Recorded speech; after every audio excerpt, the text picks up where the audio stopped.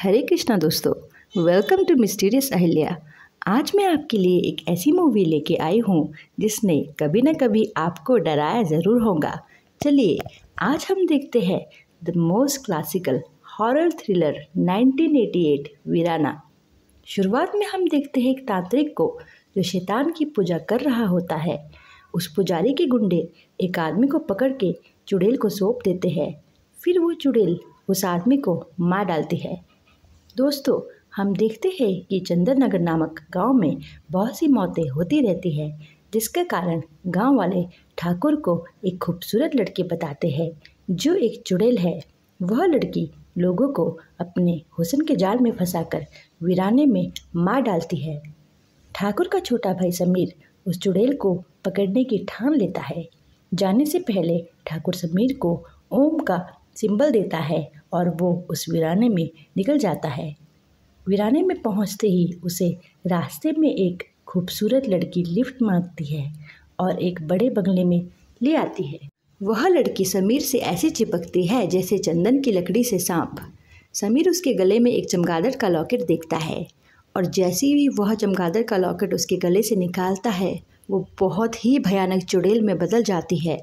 समीर जल्दी से वो ओम का सिंबल निकाल कर उस चुड़ैल पर काबू पा लेता है और उसे गांव ले आता है।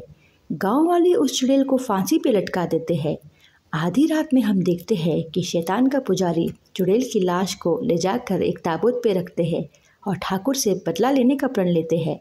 ठाकुर की बेटी जैस्मीन जो अपने हॉस्टल जाने वाली होती है, समीर जैस्मीन को छोड़ने वाला होता है कि रास्ते में वीराने में समीर की गाड़ी ख़राब हो जाती है और वो पानी लेने के लिए चला जाता है। जैस्मीन गाड़ी में अकेली ही होती है, तभी वह बाबा आकर जैस्मीन को बेहोश कर उसके बाल काट लेता है और वो शैतान का पुजारी जैस्मीन के बालों को एक गुड़िया में लपेट कर एक कांच की बोतल में डाल देता है। शैतान का पुजारी उस बोतल को उस चुड़ैल के ताबूत में रख देता है। वैसे ही हम देखते हैं कि जैस्मीन अब पोजेस हो गई है और वो उस ताबूत की तरफ चल पड़ती है। समीर गाड़ी में जैस्मीन को ना पाकर उसे ढूंढते हुए उसी गुफा में आ जाता है। वह देखता है कि जैस्मीन उस ताबूत के अंदर उस चुड़ैल के साथ लेट जाती है। दोस्तों, यह सीन बहुत ही डरावना होता है। अगले सीन में हम देखते हैं जैस्मीन घर लौट आई है, बट अपने अंकल के साथ नहीं बल्कि उसी शैतान के पुजारी के साथ। वो ठाकुर को बोलता है कि समीर अब इस दुनिया में नहीं है। जैस्मीन उस वीराने में उसे मिली थी। ठाकुर तांत्रिक को अपने ही यहाँ नौकर रख लेता है। दोस्तों, जैस्मीन पूरी तरीके से बदल गई थी। ऐसा लगता था कि वो किसी और के वश में थी। जैस्मीन की चाची जो समीर की वाइफ है, एक दिन जैस्मीन को दूध देने आती है। वह चुड़ैल उसका रूप देख लेती है और वहीं पे फांसी लगा के मर जाती है। उसकी बेटी ये सब देख लेती है। ठाकुर अपने भाई की लड़की सायरा को वहाँ से दूर बॉम्बे भेज देता है। यहाँ से स्टोरी हमें 15 साल बाद दिखाई जाती है। ठाकुर साहब अब बहुत खुश है क्योंकि उन्हें सायला का तार आता है और वो पूरे इंटर कॉलेज में फर्स्ट आई है और जल्दी ही वो गांव आने के प्लान करती है। अब हम सायरा को देखते हैं जो बड़ी हो चुकी है और अपनी नानी के साथ बॉम्बे में ही रहती है। वो नानी का भांजा भी वहाँ आया होता है। दोस्तों, नानी का भांजा बहुत ही फनी होता है। वह एक हॉरर डायरेक्टर बनना चाहता था। वो नानी को हॉरर स्टोरी सुना सुना के इतना परेशान करता है कि नानी उससे को भी सायला के साथ अपने साथ ले जाने के लिए कहती है। चंदन नगर में देखते हैं कि वहाँ जिसका नाम रघु है, वो जैस्मीन के घर आता है और जैस्मीन गाना गा रही होती है और जैस्मीन को ढूंढते हुए वो उसके रूम में चला जाता है। दोस्तों, हम देखते हैं कि जैस्मीन बहुत ही खूबसूरत नौजवान लड़की बन चुकी है। यहाँ शैतान का पुजारी अपने गुंडे जिम्बारो को सायला को रोकने के लिए भेज देता है। जब सायला चंदननगर के लिए जा रही होती है कि रास्ते में जिम्बारो बड़े बड़े पत्थर रख के उनका रास्ता रोक देता है और वो फनी डायरेक्टर स्टाइल मार के पत्थरों को हटाने की कोशिश करता है कि उसकी पैंट ही फट जाती है और तभी जिम्बारो सायला के मुंह पर दबोच लेता है और किसी तरीके से सायला वहाँ से भाग जाती है। जिम्बारो डायरेक्टर को पेड़ में लटका देता है और तभी एक नौजवान लड़का वहाँ से बाइक से गुजर रहा होता है कि फनी डायरेक्टर उसे हेल्प मांगता है।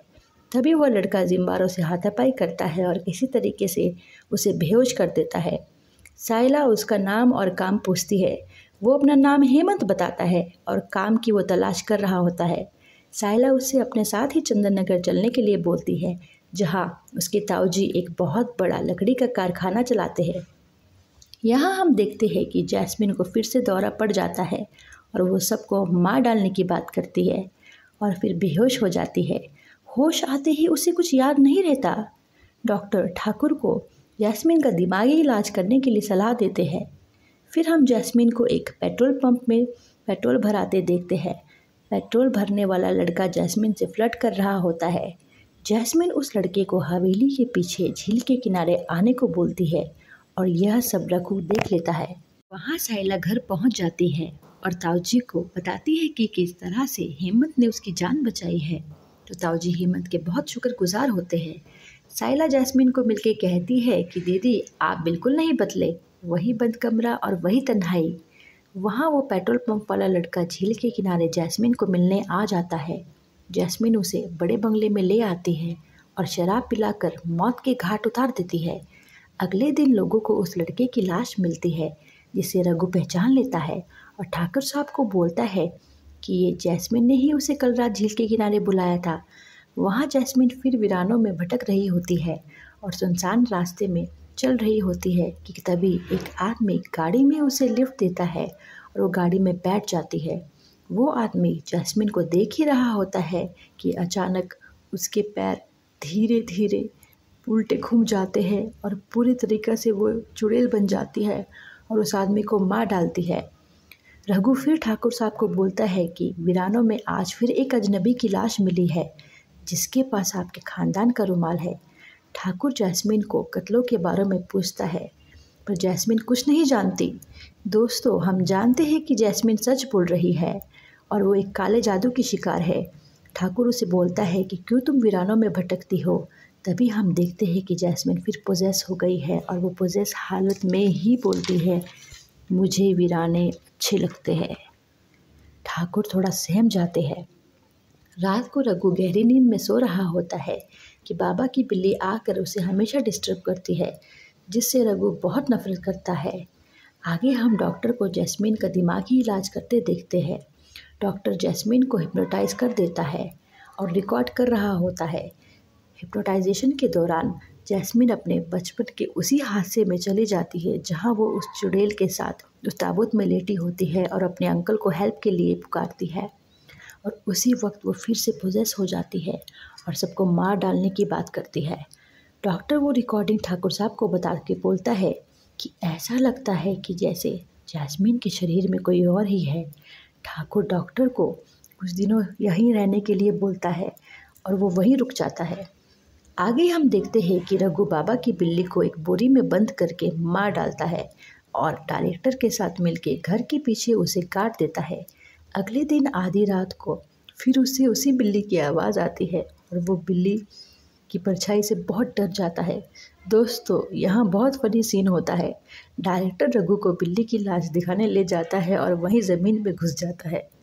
वहाँ हम डॉक्टर को देखते हैं जो सोते हुए किसी आवाज़ से उठ जाता है और उसी चुड़ैल को देख लेता है और डर के मारे घर से भागने की कोशिश करता है कि कार चलाते वक्त वो चुड़ैल के कारण उसका एक्सीडेंट हो जाता है और वो भी मर जाता है।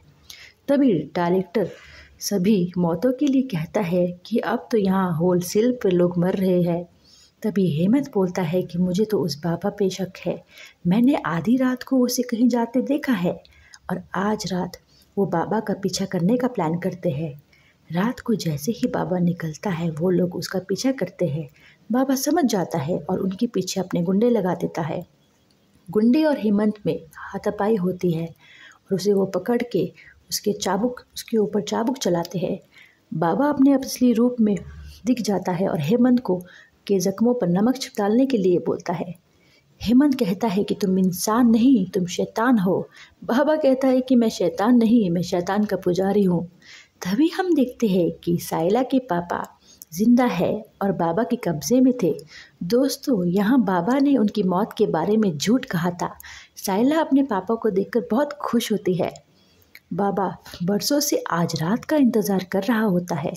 दोस्तों, आज वही अमावस्या की खूनी रात थी जिस रात 15 साल पहले समीर ने बाबा की काली विद्या की शक्ति निकिता को मार डाला था और आज रात बाबा जैस्मिन की बलि देकर उस निकिता चुड़ैल को फिर से जिंदा करेगा। बाबा उन सबको जेल में बंद कर देता है और अपनी पूजा में लग जाता है। वह लोग किसी तरीके से वहाँ से छूटकर घर चले जाते हैं और तभी इतने सालों बाद ठाकुर अपने भाई को जिंदा देख बहुत खुश होता है और समीर ठाकुर को बाबा की पूरी सच्चाई बता देता है। तभी वो लोग जैस्मिन को ढूंढते हैं, बट अपने कमरे में जैस्मिन नहीं होती, वो उस गुफा में चली जाती है। सभी लोग भी वहाँ चले जाते हैं। वहाँ वो देखते हैं कि जैस्मिन पोजेस हालत में आग में अपने आप की बलि देने जा रही होती है।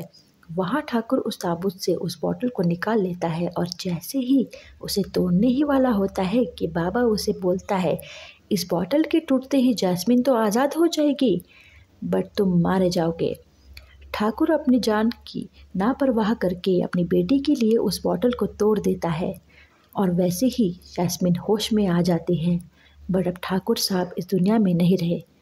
तभी उस ताबूत से एक भयानक निकिता जिंदा हो जाती है और सडनली उन्हें एक बॉक्स मिल जाता है जिसमें ओम का सिंबल होता है। वह ओम का सिंबल इस्तेमाल करके बाबा के पेट में घुसाकर उसे मार डालते हैं और फिर उसी ओम का सिंबल का इस्तेमाल करके वह उस चुड़ैल को काबू पा लेते हैं। उस चुड़ैल पर काबू पाकर उसको ताबूत में बंद करके उसे वह शिव शंकर के मंदिर ले जाते हैं और मंदिर के सामने भगवान शंकर के सामने उसे वहाँ उस ताबूत को खोल देते हैं। और जैसे ही वो चुड़ैल भगवान शंकर के सामने आती है, वो भगवान शंकर की शक्ति के सामने टिक नहीं पाती और वहीं भस्म हो जाती है। दोस्तों, ईश्वर की ताकत के सामने कोई शैतान की ताकत टिक नहीं पाती और फाइनली ये मूवी एक हैप्पी एंडिंग के साथ ख़त्म हो जाती है। Thank you.